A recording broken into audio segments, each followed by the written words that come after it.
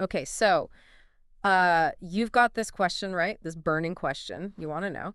Is a new Ferrari GT like actually worth it if your commute is, well, basically non-existent? Yeah, I mean, Let's dive into this. let's do it. We're going to be getting into some really interesting research about the psychology behind like luxury purchases. And it gets kind of wild, honestly, when we think about it in the context of the super short commute you're talking about. Yeah, I mean, most people when they're buying a car, they're thinking about their commute, right? Like, Yeah. how's this car going to make my commute better? Right. This is a different situation. Totally. And we found this one study from, I think it was University of X, that basically said that when people buy luxury items, it often has like very little to do with the actual item itself Right. and way more to do with what it represents. Oh, that's interesting. Like status, achievement, even like a sense of control, you know? Yeah, yeah, yeah. So thinking about our listener and their question, maybe it's not about getting to work faster in a Ferrari. Right, right. But more about how it makes them feel, you know? Like, I don't have to play by the rules. I have a Ferrari. Right. Or maybe it makes their like 1 minute commute exciting, you know? Right. Like they're conquering the mundane or something. Exactly. Oh, Yeah. It's like I was thinking about it like the first day of school with a brand new backpack. oh You yeah. know, that feeling. Totally. Except this is a Ferrari, not a backpack. Exactly. Way cooler than a backpack. Way cooler, way more expensive. Way more expensive. That's true.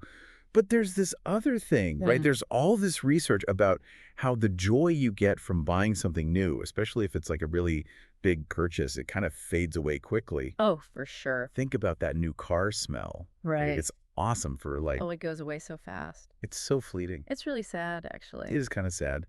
So how do we balance that feeling, that excitement, that joy of the purchase with the fact that it's temporary, but also that a Ferrari is, Like a big purchase. it's a big purchase, yeah. Mhm. It's a lot to put down, even if you're only driving it, 60 seconds a day. Right, exactly. So that's where you have to think about, what are you actually getting out of this?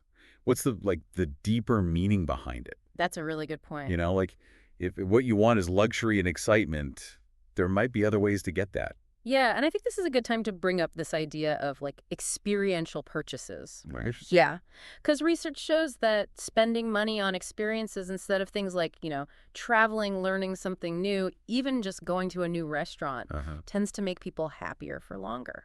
It's funny how that works. Right. We think buying like a fancy car is going to make us happy, but really it's like a trip somewhere new. Totally. It's about memories, not possessions. Right. It's like, what are you going to remember more?